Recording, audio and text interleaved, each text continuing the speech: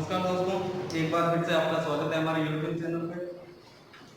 हमने कल प्रश्नावली 1 है उसके कुछ क्वेश्चन कंप्लीट किए थे। अब अपन बात करते हैं प्रश्नावली 13 की। कुछ विद्यार्थियों के कमेंट आए थे प्रश्नावली 13 समझाने के लिए, तो अपन प्रश्नावली 13 के क्वेश्चन समझते हैं किस प्रकार आपको एग्जाम में हल करने हैं। 13 प्रश्नावली का नाम है वर्त और स्पर्श रेखाएं। तो इसमें जो अपने सिलेबस में है मुख्य तौर पे वर्त की स्पर्श रेखा से संबंधित क्वेश्चन है और उसके द्वारा जो वृत्तखंड बनता है उसके क्वेश्चन है। तो सबसे पहले तो जो दो प्रमेय इंपॉर्टेंट है वो मैं आपको बता देता हूं, एग्जाम में काफी बार पूछे गए हैं दोनों प्रमेय। प्रमेय 13.1 है, अपन हल कर रहे हैं 13 प्रश्नावली वर्त एवं स्पर्श रेखाएं।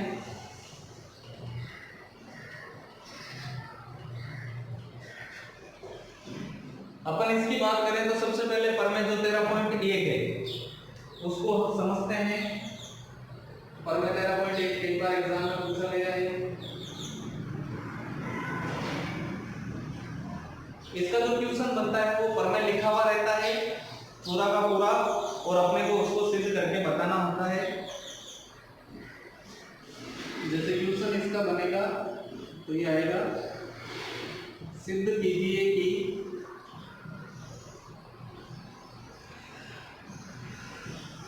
वृत्त के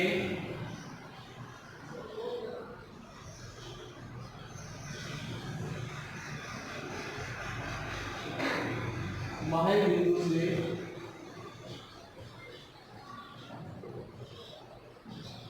खींची गई स्पर्श रेखा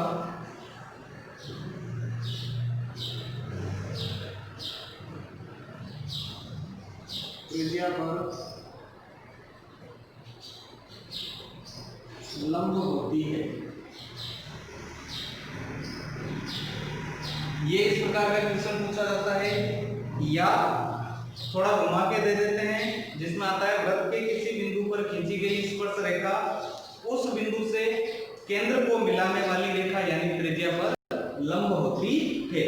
तो सेम ही चीज है, यानी अपने को सिद्ध क्या करना है कि वृत्त पे अगर अपन कोई भी बाह्य बिंदु से स्पर्श रेखा खींचते हैं तो स्पर्श रेखा है वो त्रिज्या पर लंब होती है।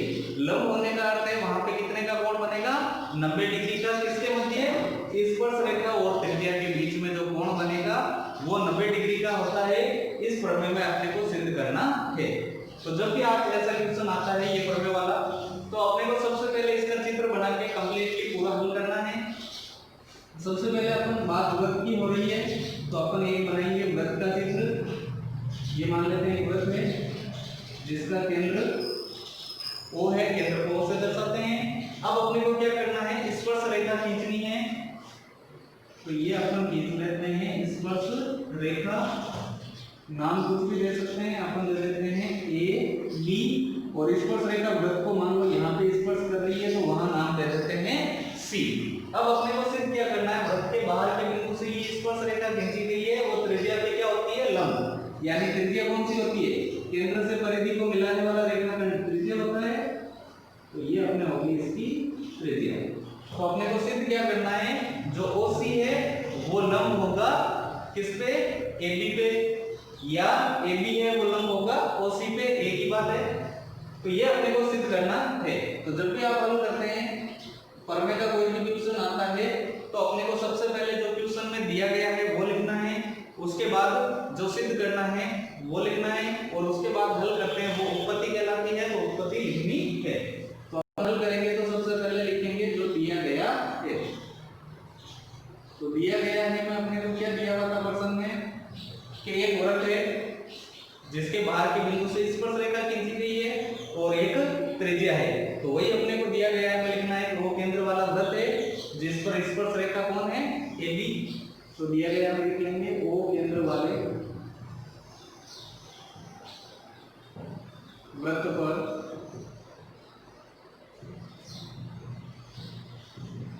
स्पर्श रेखा AB खींची गई है। इसके अलावा OC इसकी त्रिज्या है वो भी अपन लिख सकते हैं। ये तो हो गया, दिया गया है हमें। अब अपने को सिद्ध क्या करना है, स्पर्श रेखा है वो त्रिज्या पर लंब होती है, यानी ए बी है वो किस पे लंब होगा, ओसी पे, या दूसरे शब्दों में कहें तो ओसी लंब होगा ए बी पे। तो सिद्ध करना है ओसी लंब होगा ए बी पर। ये चिन्ह है वो लंब होता है, तो ओसी लंब है ए बी पे या ए बी लंब है ओसी पे, ये अपने को सिद्ध करना है। हल करेंगे वो उत्पत्ति कहलाती है, तो उत्पत्ति लिख के अपन इसको हल करते हैं। दो तरीके हैं इसको, एक तो इधर भी भुजा खींच के इधर भुजा खींच के दो त्रिभुज है उनको सर्वांग सिद्ध करके कर सकते हैं, वो थोड़ी लंबी प्रोसेस है, उसमें भुजाओं को अपने को निश्चित माप में लेना होता है, इसलिए उस विधि से अपन नहीं करेंगे। दूसरी विधि लेंगे, अपन क्या करेंगे, ए बी पे कोई बिंदु और एक्स्ट्रा ले लेंगे, एक तो सी आया हुआ है, एक बिंदु कोई भी अपन ले सकते हैं डी, अपन एक बिंदु ले लेंगे डी। तो हल करेंगे, तो अब हल करते हैं इसको, ओ को डी से मिला देते हैं। अब हल करने के लिए अपने को क्या करना है, सबसे पहले लिखना है कि ओ केंद्र वाला वृत्त है जिसकी परिधि पर कौन है बिंदु सी, और जो डी बिंदु हमने लिया वो परिधि के बाहर है। तो हल करेंगे उपपत्ति, तो उसमें लिखेंगे ओ केंद्र वाले वर्ग की परिधि पर बिंदु सी है तथा परिधि, या दूसरे शब्दों में कहें तो वृत्त के बाहर जो बिंदु है वो है डी, वृत्त के बाहर बिंदु डी है। अब इससे निष्कर्ष क्या निकलेगा भाई, वृत्त के बाहर बिंदु डी है और परिधि पे सी है, तो अपने को पता है कि वृत्त की जो बेसिक चीज होती है, परिभाषा होती है कि किसी निश्चित बिंदु से समान दूरी पर बिंदुओं का जो घेरा बनता है वो कहलाता है, उसकी समान दूरी होगी वो तो कहलाएगी त्रिज्या, और जो घेरा बनेगा वो क्या कहलाएगा, वृत्त। तो इसका अर्थ ये होता है कि इस केंद्र से, चाहे परिधि पे अपन कहीं भी बिंदु लेंगे, चाहे यहाँ लो, चाहे यहाँ लो, चाहे यहाँ लो, कहीं भी लो, तो केंद्र से परिधि की दूरी जो त्रिज्या होती है वो समान होती है, लेकिन ये जो बिंदु डी है वो क्या है, इसके बाहर है। इसका मतलब इसकी दूरी क्या हो गई, डी की ओ से ज्यादा होगी परिधि से। तो अतः अपने निष्कर्ष निकलेगा कि जो ओडी है उसका मान ओसी से क्या होगा, ज्यादा होगा। सीधी सी बात है, परिधि से बाहर निकल रहा है, ये परिधि तक ही है, तो ये भाग और ये भाग बराबर होगा, लेकिन ये एक्स्ट्रा अर्थ है, इसका मतलब ओडी है वो बड़ा होगा किससे, ओसी से। तो अतः इससे निष्कर्ष निकलेगा ओडी इज ग्रेटर देन, बड़ा होगा ओसी से। तो ओडी है वो ओसी से बड़ा है। इसी प्रकार अगर और कोई अपन बिंदु, काल्पनिक बिंदु लेते हैं, मान लो यहां ले लेते हैं ई, तो ये भी क्या होगा, इस वृत्त की परिधि से बाहर होगा। बाहर होने का मतलब है वो ओसी से क्या होगा, बड़ा होगा। इधर कोई बिंदु ले लेंगे तो वो भी क्या होगा, इससे बड़ा होगा। तो यानी अपने पास निष्कर्ष निकल क्या रहा है कि जो सबसे कम दूरी है ओ से, तो ओ से सबसे कम दूरी पे कौन सा बिंदु होगा, सी होगा। इसके अलावा जो भी बिंदु आएंगे वो परिधि से बाहर बनेंगे, इसलिए उनकी दूरी क्या होगी, ज्यादा होगी। तो यहाँ अपने को निष्कर्ष लिखना पड़ेगा,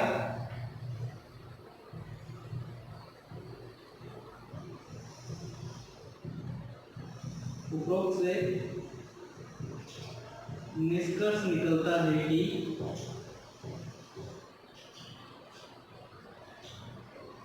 बिंदु या केंद्र ओ से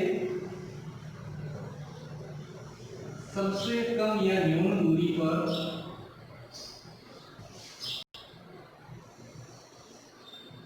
बिंदु कौन होगा, सी होगा।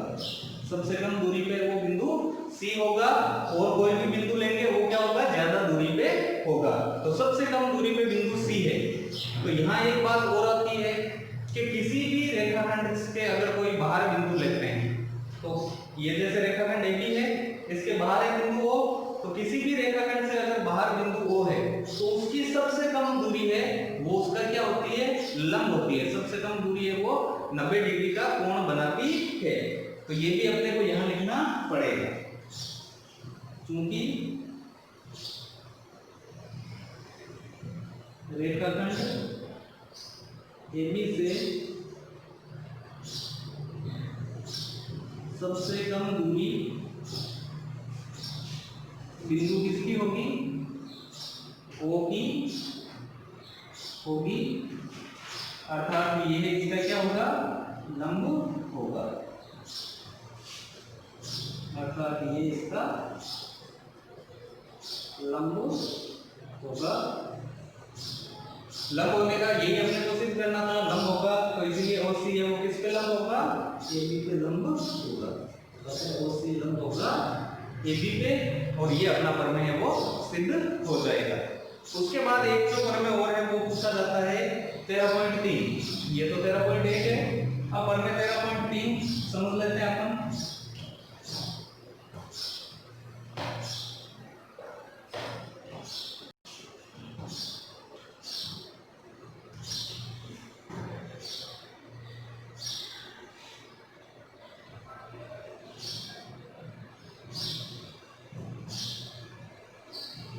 अब जो प्रमेय 13.3 है वो ये है कि क्वेश्चन बनता है अपने, सिद्ध कीजिए कि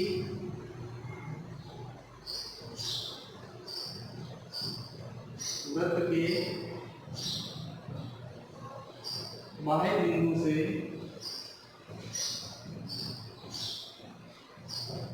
खींची गई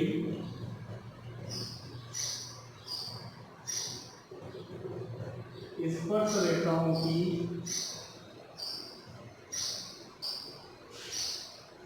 लंबाई परस्पर समान होती है।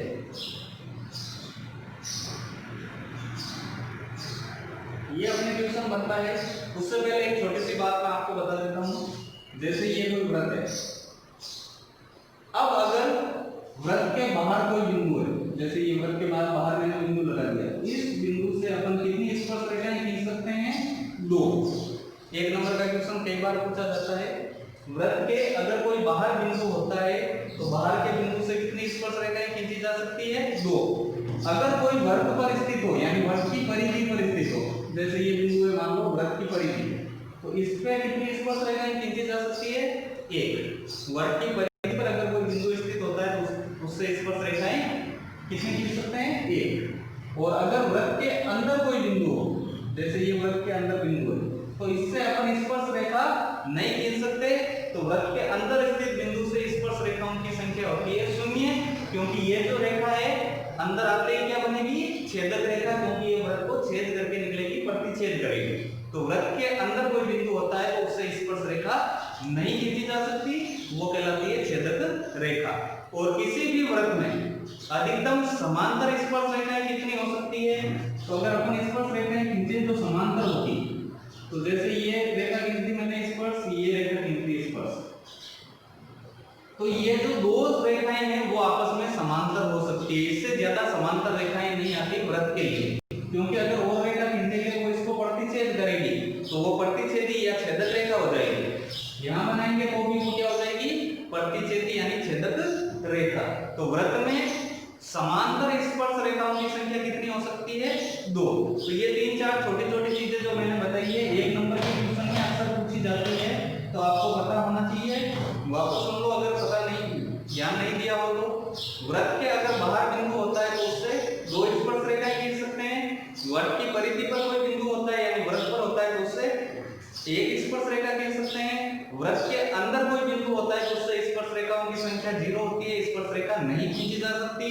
और किसी भी वृत्त के लिए 2 समांतर स्पर्श रेखाएं खींची जा सकती है, यानी समांतर रेखाएं 2 स्पर्श होगी, इससे ज्यादा नहीं होगी, 2 ही स्पर्श रेखाएं खींची जा सकती है। अब इसको अपन हल करते हैं। सिद्ध कीजिए कि किसी वृत्त के बाह्य बिंदु से खींची गई स्पर्श रेखाओं की लंबाई परस्पर समान होती है। सबसे पहले चित्र बनाते हैं। जैसे ये वृत्त है जिसका केंद्र O है। अब अपने को देखो दिया हुआ क्या है? वृत्त के बाह्य बिंदु से, यानी वृत्त के अपने को एक बाहर बिंदु लेना है, तो ये बाहर बिंदु हो गया। बाह्य बिंदु से खींची गई स्पर्श रेखाएं, बाह्य बिंदु से कितनी स्पर्श रेखाएं खींच सकते हैं? 2। अभी मैंने आपको बताया था, तो ये मान लेते हैं 2 स्पर्श रेखाएं हैं इस बाह्य बिंदु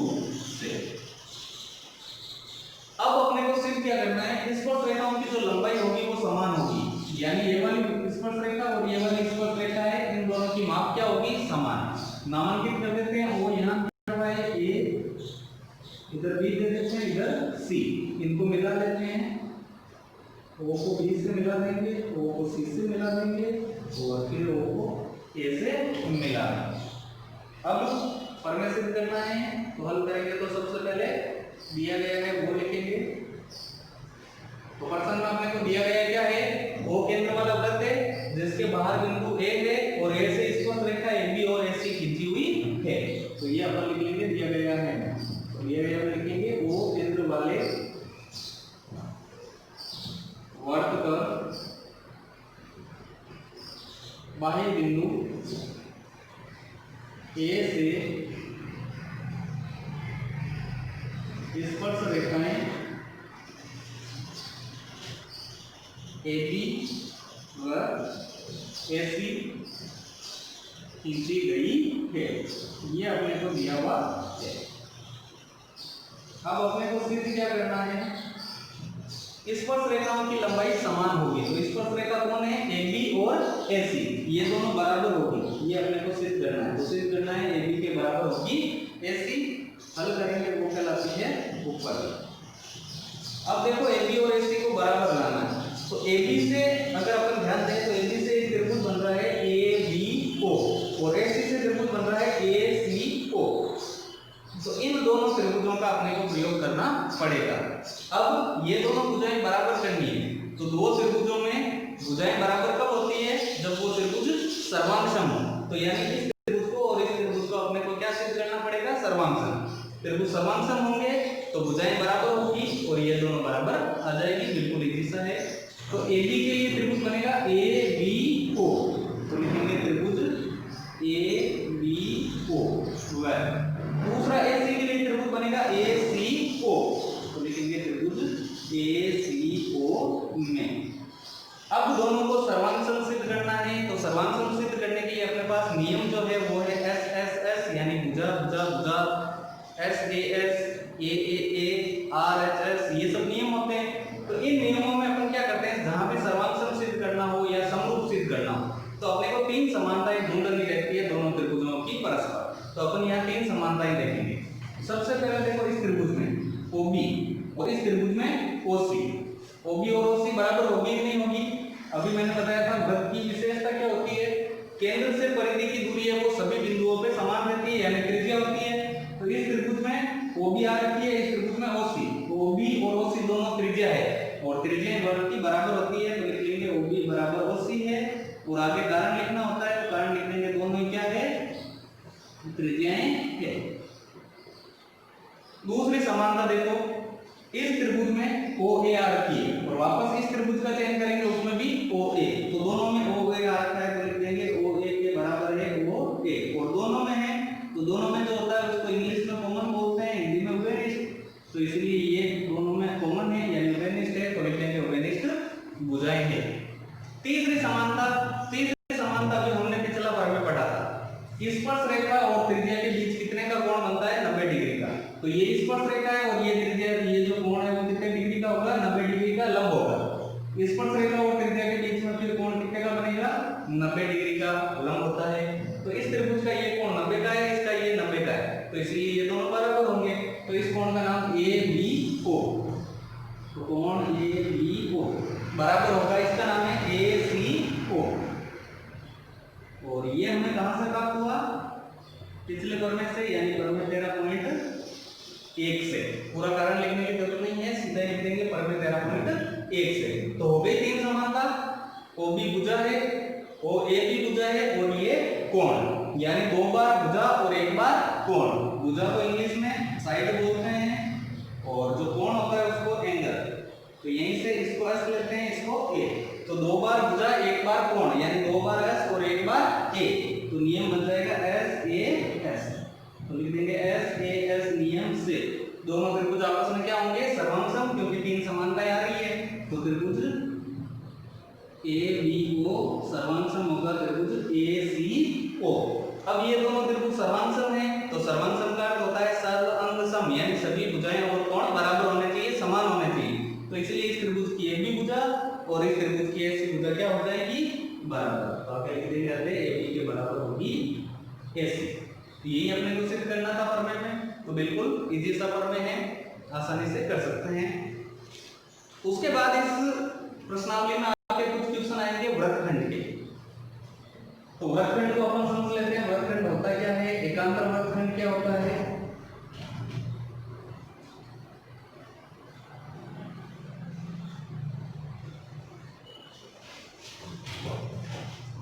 सबसे पहले बात करते हैं वृत्तखंड। जैसे ये एक वृत्त है जिसका केंद्र O है मान लो। अब इस वृत्त में जैसे ही अपन कोई जीवा खींचते हैं, ये मैंने जीवा खींच दी, तो जीवा खींचने से वृत्त के दो भाग हो जाते हैं। ये पहला भाग है, ये पूरा दूसरा भाग है ना। तो जीवा द्वारा जो टुकड़ा बनता है वो कहलाता है वृत्तखंड। किसी भी वृत्त की जीवा द्वारा वृत्त के जो भाग किए जाते हैं, खंड किए जाते हैं, वो कहलाते हैं वृत्तखंड। वृत्तखंड दो प्रकार का होता है, लघु वृत्तखंड और दीर्घ वृत्तखंड। छोटा टुकड़ा है वो लघु वृत्तखंड कहलाता है, बड़ा वाला दीर्घ वृत्तखंड। तो वृत्तखंड आपको पता चल गया क्या होता है। जीवा द्वारा जो टुकड़ा बनेगा वृत्त का वो कहलाएगा वृत्तखंड। एकांतर वृत्तखंड क्या होते हैं उसको हम समझने का प्रयास करते हैं।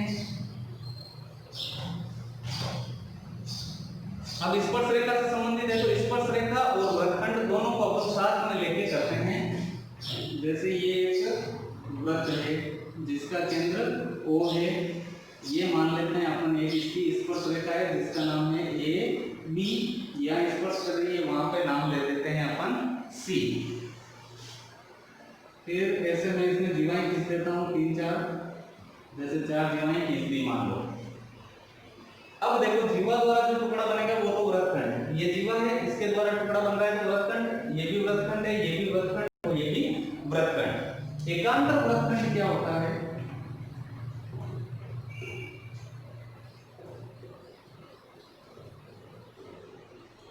एकांतर वृत्तखंड, उससे पहले अपन समझ लेते हैं एकांतर वृत्तखंड का अर्थ होता है स्पर्श रेखा और वृत्तखंड के बीच में जो कोण बनता है उसकी जस्ट ऑपोजिट साइड है वो कहलाती है एकांतर वृत्तखंड। जैसे थोड़ा सरल करके इसको समझते हैं।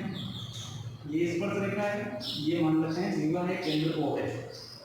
अब देखो इस जीवा द्वारा दो टुकड़े होंगे, ये पहला भाग, ये दूसरा भाग। तो इस भाग और स्पर्श रेखा के बीच ये कोण बन रहा है ना, तो इस वृत्तखंड के लिए ये क्या होगा, एकांतर वृत्तखंड का कोण। और वापस उल्टा हो जाएगा, इस वृत्तखंड के लिए ये होगा एकांतर वृत्तखंड का कोण। यानी जीवा से विपरीत दिशा में जो कोण बनेगा वो कहलाता है एकांतर वृत्तखंड का कोण।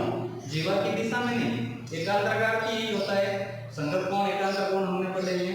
एकांतर कोण का अर्थ क्या होता है, दो समांतर रेखाओं को तिर्यक रेखा काटती है तो विपरीत दिशा में बनने वाले कोण एकांतर कोण कहलाते हैं। यहाँ एकांतर वृत्तखंड है तो बात वृत्तखंड की हो जाएगी। वृत्तखंड के जो बिल्कुल विपरीत दिशा में कोण बनेगा वो कहलाएगा एकांतर वृत्तखंड का कोण। जैसे ये चित्र मैंने बनाया है, ये जीवा है तो ये पहला वृत्तखंड, ये दूसरा वृत्तखंड। पहले वृत्तखंड का कोण ये है, लेकिन वृत्तखंड एंटी काम आएगा, एकांतर है तो उल्टा काम आएगा। तो इस वृत्तखंड का एकांतर कोण ये होगा, ये दोनों एकांतर होंगे, उल्टे हो गए। ये वृत्तखंड इधर है जबकि कोण दूसरी दिशा में। यही बात करें इसके लिए, इस जीवा का ये वृत्तखंड है और जो कोण है एंटी दूसरी दिशा में वो ये होगा। तो ये दोनों कोण है वो एकांतर वृत्तखंड के कोण कहलाते हैं। अब इस चित्र में देखो कैसे एकांतर वृत्तखंड के कोण बनते हैं, कैसे बराबर होते हैं। जो अपने प्रमेय है वो है एकांतर वृत्तखंड के कोण क्या होते हैं, परस्पर समान होते हैं। एकांतर वृत्तखंड के कोण जो बनते हैं वो परस्पर समान होते हैं। ये अपना प्रमेय है। एकांतर वृत्तखंड के जो कोण होंगे वो परस्पर क्या होंगे, समान होंगे। तो इस चित्र से समझते हैं थोड़ा डिफिकल्ट करके कौन कौन से एकांतर वृत्तखंड के कोण होते हैं। तो यहाँ देखते हैं अपन, ये कोण लेते हैं मान, तो ये स्पर्श रेखा और ये जीवा हो गई, इसके बीच का ये कोण है। तो इसके एकांतर वृत्तखंड का कोण कौन सा होगा, कैसे पता करना है। तो बिल्कुल इजी है। एकांतर का दूसरा अगर अपन संधि विच्छेद करें तो एक प्लस अंतर, तो अपने को सीधा सा ध्यान क्या रखना है, एक का अंतर कर देना है। एक का अंतर करने का मतलब है एक छोड़ के एक लाना है। तो ये पहली दीवार का पहला कोण है। फिर इसी क्रम में अपन इधर क्लॉकवाइज चलते हैं, मान लीजिए तो ये पहली दीवार का पहला कोण है, दूसरी दीवार को छोड़ देंगे, एक का अंतर कर दिया, ये तीसरी दीवार गई, अब अपन कोण है वो कौन सा लेंगे, पहली जीवा पे ये बना हुआ था, दूसरी जीवा हमने छोड़ दी, तीसरी जीवा का कोण लेंगे। यहाँ इस जीवा का हमने कौन सा कोण लिया, इस तरफ चल रहे हैं तो ये पहला कोण होगा। एकांतर में मैंने बताया उल्टा होता है, तो इस जीवा को लेना है लेकिन पहला नहीं लेंगे, कौन सा कोण लेंगे अपन, दूसरा। तो ये जो दोनों कोण है वो कौन से कोण होंगे, एकांतर वृत्तखंड के कोण, यानी एक जीवा का अंतर करके जो कोण काम में लेंगे वो अपने हो जाएंगे एकांतर वृत्तखंड के कोण। ये बाहर की तरफ बनेगा, ये अंदर की तरफ, ये जीवा का पहला कोण है, ये कौन सा हो जाएगा, दूसरा। यानी बिल्कुल विपरीत लेना है, एक जीवा को छोड़ के तो आसानी से अपन कर सकते हैं।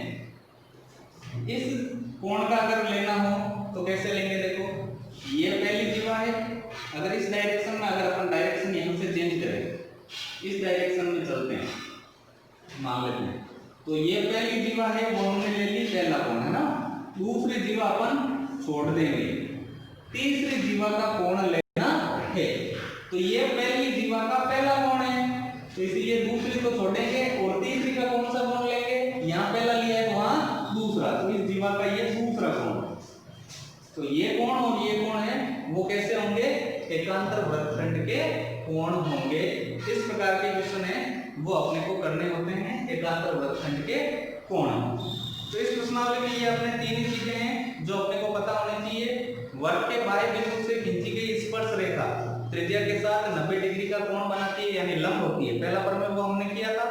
दूसरा प्रमेय, वर्ग के बाह्य बिंदु से खींची गई स्पर्श रेखाओं की लंबाई समान होती है, वो प्रमेय भी हमने डिटेल में कर लिया है, पूरा प्रमेय पूछा जाता है वो आपको करवा दिया है। तीसरा ये प्रमेय है जो इंपॉर्टेंट है इस प्रश्नावली में, एकांतर वृत्तखंड के कोण परस्पर समान होते हैं। तो एकांतर वृत्तखंड क्या होता है वो मैंने आपको बताया अभी डिटेल में, और चित्र में भी आपको समझा दिया है कि जब भी अपन जीवा लेते हैं तो एक जीवा को छोड़ के एक का अंतर करके अगली जीवा लेनी है। पहली जीवा पे कोण बन रहा है तो दूसरी छोड़ेंगे, तीसरी जीवा का लेंगे। यहाँ पहला कोण है तो वहां दूसरा कोण लेना है। तो इस प्रकार एकांतर वृत्तखंड के कोण होते हैं। इनसे संबंधित कुछ इंपॉर्टेंट क्वेश्चन है वो अपन कल समझेंगे। वीडियो को ज्यादा से ज्यादा लोगों तक शेयर करें। कोई भी प्रॉब्लम है तो कमेंट बॉक्स में कमेंट करें। बहुत बहुत धन्यवाद। जय हिंद, जय भारत।